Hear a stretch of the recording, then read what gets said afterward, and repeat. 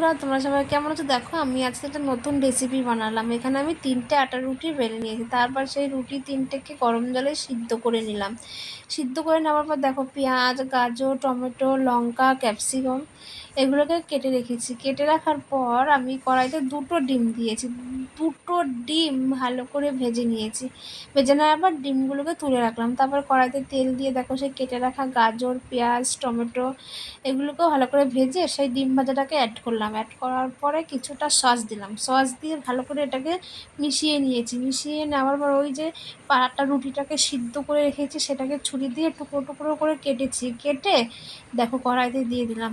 দেওয়ার পরে অনেকটা দেখতে পুরো পাস্তার মতন লাগছে। পাস্তার মতন দেখো কি সুন্দর লাগছে না? তারপরে রূপকথাকে এখানে দিয়ে দিলাম প্লেটে করে। রূপকথা খেয়ে বলছে আমার ভালো লাগছে খেতে। তারপর ওর কথা শুনে আমিও একটু টেস্ট করে দেখলাম যে না, সত্যিই তো খুব ভালো লাগছে। তোমরাও বাড়িতে ট্রাই করে দেখতে পারো। যদি ভিডিওটা ভালো লাগে তাহলে লাইক, কমেন্ট, শেয়ার করতে ভুলবে না। Tata, bye bye.